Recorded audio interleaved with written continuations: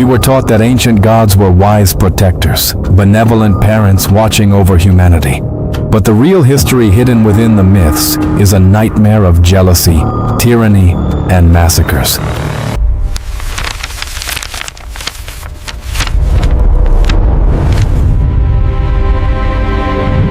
Did you know that the most worshipped sun god in history created a creature just to extinguish the entire human race for pure bloodthirsty pleasure? Or that the All-Father sabotaged the weapons of his most faithful warriors in the middle of battle just to steal their souls? In this video, you are going to discover the top 10 gods you always thought were the good guys, but in reality, were absolute monsters. This is The Immortals, where legends never die. Subscribe and take your place in the ranks of legends. Kicking off our countdown at number 10, we break the illusion of the ultimate golden boy, Apollo, god of the sun, music, poetry, medicine, and ideal beauty. He is anciently worshipped for bringing the light of reason, civic order, and artistic harmony to human civilizations. Behind that luminous and flawless facade hid one of the most egocentric, narcissistic, and capricious deities of ancient Greece. His pride knew no reasonable limits and required constant adulation from mortal beings. His fiery temperament disproportionately punished any minor offense, turning worship into absolute terror for his earthly servants.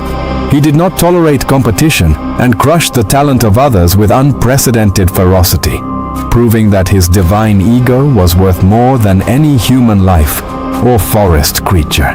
He flayed the satyr Marsyas alive simply because Marsyas dared to win a legitimate musical competition against him. Marsyas, a skilled flute player, challenged the god, mistakenly believing in a fair contest. Upon losing under the partial judgment of the muses, the divine punishment was gruesome. He was tied tightly to the trunk of a pine tree where the god tore his skin off centimeter by centimeter, while the creature was still breathing and screaming in agony. Furthermore, he caused massive devastation in the Greek military by launching invisible arrows loaded with pestilence and death just because a local priest came to him complaining about a personal grievance, decimating entire battalions of innocent men out of pure wounded pride. His tyranny did not end there, as he obsessively pursued nymphs and mortals who rejected his unwanted romantic advances, even cursing the Trojan princess Cassandra with the gift of foresight, but punishing her so that no one would ever believe her warnings, destroying her sanity and condemning her entire people to total ruin. Ancient myths reveal that the solar deity possessed no real compassion for the extreme fragility of human beings. His heavenly brilliance did not seek to illuminate the path of men, but acted as a scorching reminder of the unfathomable danger of drawing the attention of an Olympus dweller. His dazzling outer beauty hid a deeply somber, cruel, and vengeful soul, ready to crush any inkling of earthly descent if it threatened his sovereign status. Every temple erected in his honor served as a constant reminder of the panic infused by his divine punishments throughout the ancestral classical world. Crashing in at number 9, we submerge into the dark, unstable depths of the ruler of the seas, Poseidon, the imposing lord of the oceans, sovereign of deep waters, supreme protector of commercial sailors, and mythological creator of majestic wild horses. His temperamental disposition was as unstable, chaotic, and destructive as the worst tsunamis recorded in the open ocean. He was a deeply resentful, selfish, abusive being, prone to violent tantrums that shook the very foundations of the Earth's crust. He did not hesitate to destroy entire provinces with devastating earthquakes or saltwater floods if he felt that local rulers did not offer him adequate sacrifices, or if they preferred to worship another deity from the large Olympus family. He relentlessly targeted the hero Odysseus, cursing him to wander lost through the edges of the Atlantic Ocean and the Mediterranean Sea for 10 painful years, directly causing the painful demise of his entire loyal crew and soldiers in the process. All this massive suffering was unleashed just because Odysseus blinded the Cyclops Polyphemus in self-defense. a man-eating monster who happened to be the direct son of the marine god. Instead of understanding the desperate survival situation of the men, the god preferred to use all his cosmic power to sink their ships, unleash monstrous storms, and prolong the torment of a man who only wished to return home to his family. His malice also extended to his own surroundings, punishing helpless mortals for crimes committed by others, demonstrating a total lack of basic justice. The sea under his domain did not represent a resource of life, but a liquid dungeon ruled by the whim of a tyrant with a trident, who enjoyed smashing everything when his pride was wounded. The fury of this deity knew no mercy or truce, and ancient sailors knew that entering his domains meant submitting to the sadistic humor of a ruling monarch who saw the lives of seafarers as mere disposable toys in the midst of his eternal family and geographical disputes. Sailing north to number 8, we unmask the tactical betrayal of the revered All-Father, Odin, the wise All-Father, the venerable long-bearded elder who guards the realms, protects fallen warriors in combat, and tirelessly seeks the absolute knowledge of the cosmos. Far from the modern paternal image, the sovereign of Asgard was an implacable, paranoid, cheating strategist, completely obsessed with delaying or surviving his own tragic fate at the end of the world known as Ragnarok. He utilized high dark magic, systemic deception, and psychological manipulation to achieve his political and military objectives, without caring in the slightest about the welfare or pain of the human tribes that populated the middle world of Midgard. He provoked artificial conflicts between allied human kingdoms using earthly disguises, and actively betrayed his most faithful, devoted commanders of unblemished loyalty. The god intervened directly on the fields of battle to break the swords and spears of his favorite heroes at the most critical moment of combat, thus forcing their immediate fall before the enemy.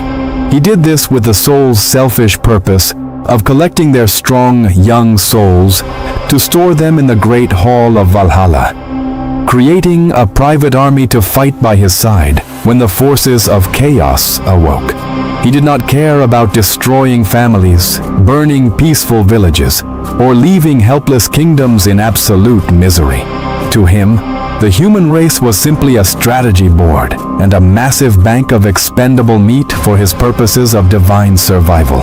His thirst for knowledge led him to perform harrowing sacrifices, including hanging himself from a mystical tree for 9 stormy nights and plucking out his own eye to drink from a forbidden well, which ultimately stripped him of any trace of empathy toward mortals.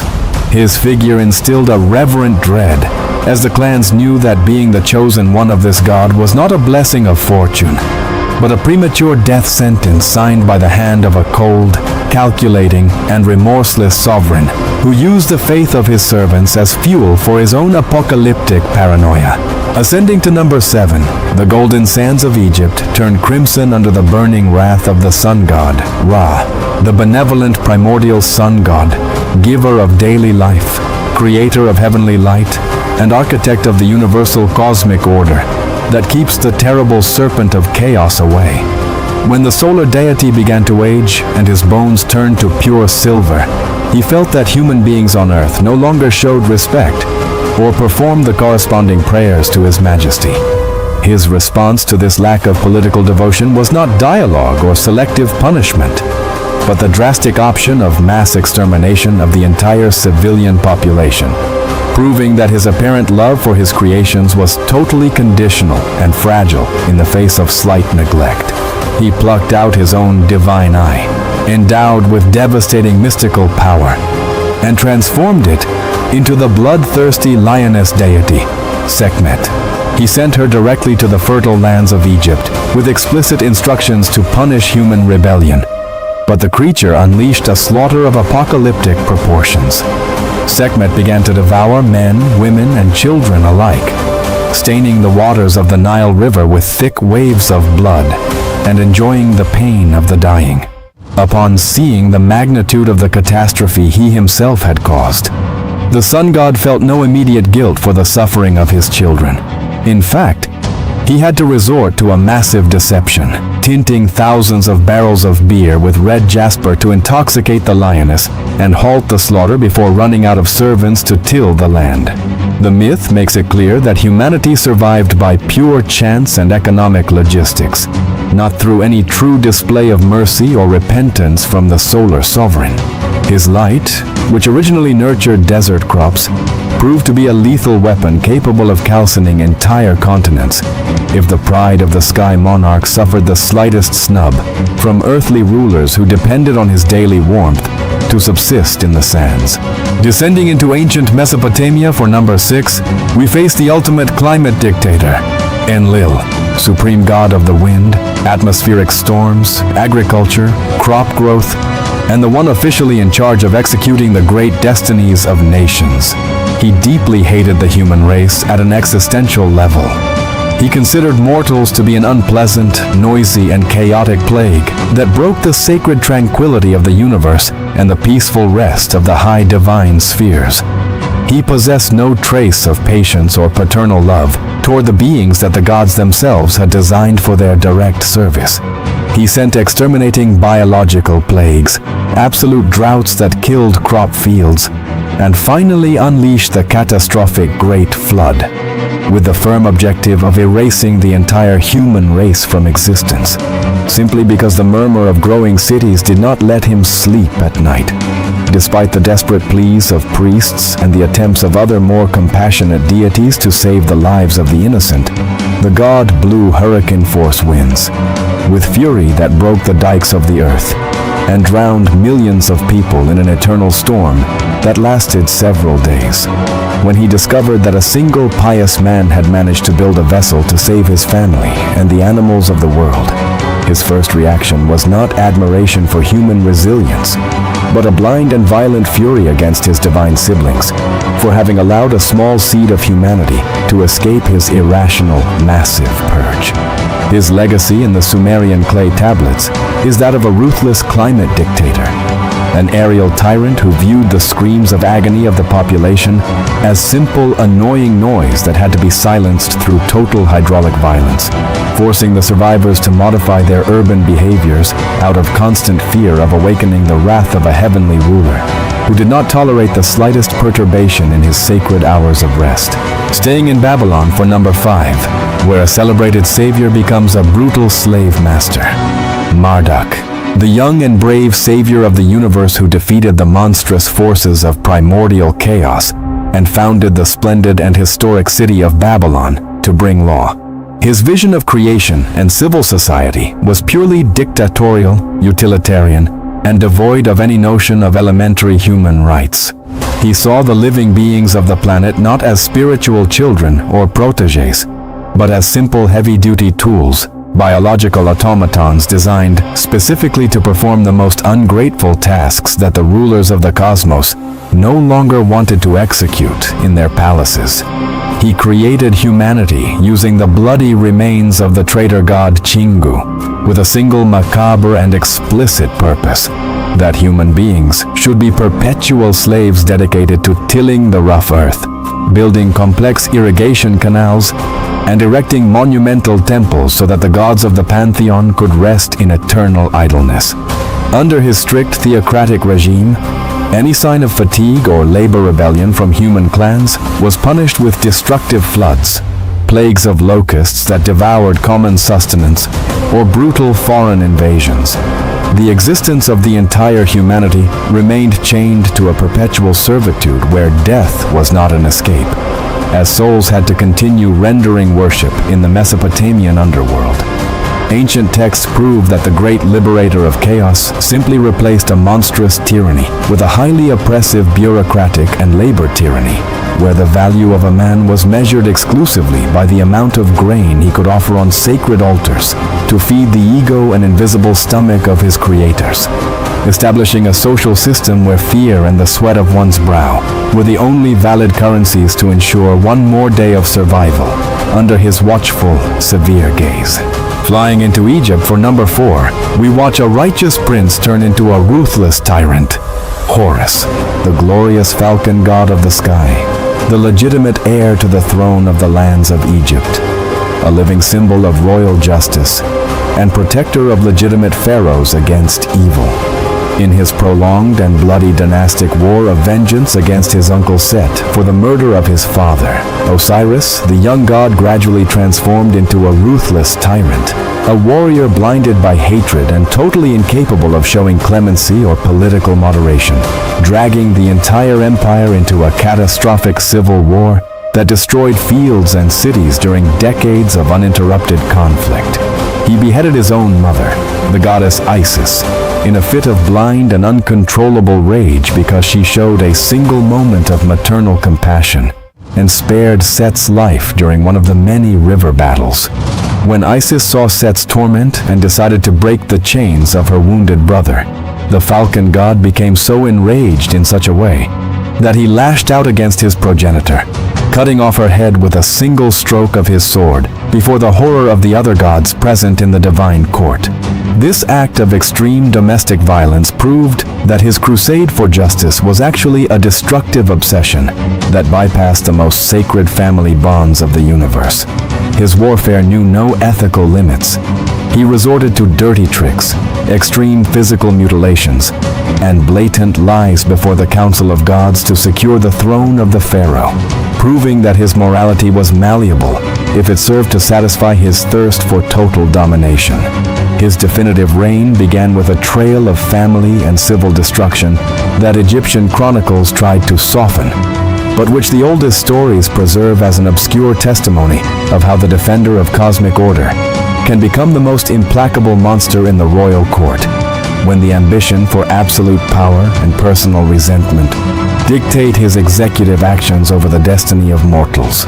Striking the shores of Japan at number 3, we unleash the chaotic psychological terror of Susanoo, the impetuous god of the sea and storms, supreme protector of agriculture, ruler of the oceans, and celebrated cultural hero who saved ancestral provinces by defeating the monstrous 8-headed serpent, Yamata no Orochi. He is revered in the sacred texts of classical Shinto for his immense physical strength, his unwavering bravery in combat, and for granting the sacred celestial sword that forms part of the royal insignia of the Empire of the Rising Sun, a symbol of justice and sovereignty that emperors carried for centuries as proof of divine legitimacy and national protection against the forces of darkness. Behind his heroic deeds hid an extremely unstable, capricious being, and a slave to a sadistic malice that sowed absolute chaos in both the earthly realm and the high celestial spheres. His emotional immaturity, his unhealthy jealousy toward other gods, and his unbridled egocentrism led him to commit acts of grotesque and over-the-top cruelty. He enjoyed sabotaging human survival by systematically destroying the infrastructure of villages, showing a total disregard for human life, which he viewed as a mere disposable toy in the midst of his violent tantrums born of wounded pride. He unleashed a campaign of psychological terror and profanation in his own sister's celestial fields that nearly extinguished the light of the universe forever. He completely destroyed the irrigation canals of the rice fields that fed the spirits, defecated in the sacred halls of the divine banquets, and committed a gruesome atrocity by flaying a celestial horse alive, and then throwing the bloody carcass into the weaving workshop, where sacred weavers worked peacefully weaving the mantle of the universe. The psychological shock of seeing such an act of sadism caused one of the young weavers to die of fright, which led the solar deity, horrified by her brother's malice, to lock herself in a dark cave, plunging the earth and sky into a freezing darkness of death and massive famine. Susanoo proved that his destructive impulses were worth more than the very existence of sunlight. Climbing to the heavens at number 2, we uncover the deep, dangerous paranoia of the Sky King, Indra, the supreme sovereign of the sky, god of storms, of the life-giving rain that fertilizes agricultural fields, and the great celestial warrior who wields the sacred lightning bolt to defend the cosmos from demonic hosts. He is revered in ancient Vedic texts as the great king of lesser deities, the breaker of fortresses, and the giver of material abundance for human tribes who depend on his annual climatic blessings to subsist on Earth. Behind his image as a brave protector of cosmic order hides a deeply paranoid, arrogant, egocentric monarch who is an absolute slave to his own carnal desires and unbridled political ambition. His greatest existential fear is losing his celestial crown. He is convinced that if a wise hermit or an ordinary human being manages to achieve a level of spiritual purity and mystical power that is too high through meditation and strict asceticism, that person will be capable of seizing his heavenly throne. For this reason, the god operates preventively using psychological manipulation, espionage, and moral deception to corrupt the minds of the most righteous mortals before they become a threat to his theocratic regime, demonstrating a total lack of justice or paternal love toward his earthly servants. He unleashed massive environmental destruction upon a region of peaceful herders simply because the local inhabitants, guided by the young Krishna, decided to stop paying him homage and preferred to worship the sacred mountain that provided their actual sustenance.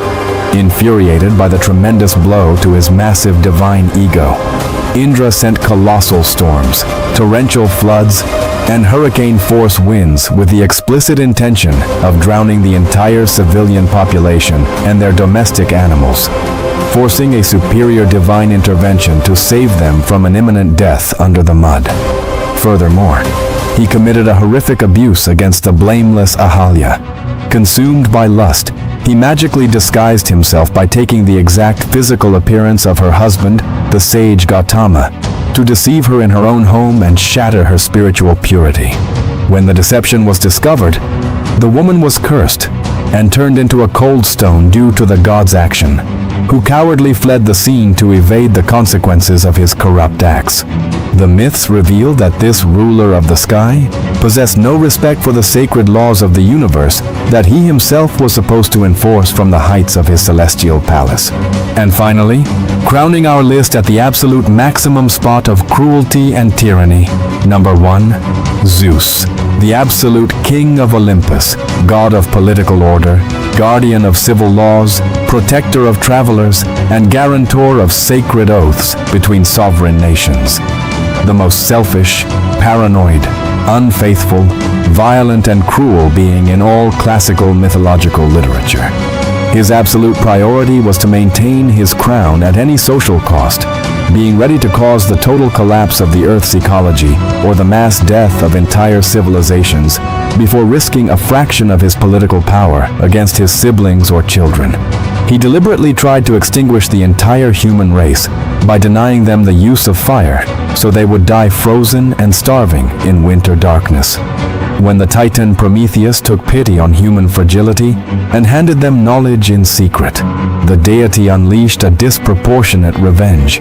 He chained Prometheus to an eternal rock so an eagle would devour his liver alive every day, and to punish men he sent the first woman to Earth, carrying the terrible Pandora's box, an artifact designed specifically to release incurable plagues, painful aging, madness, and endless suffering that cursed humanity forever.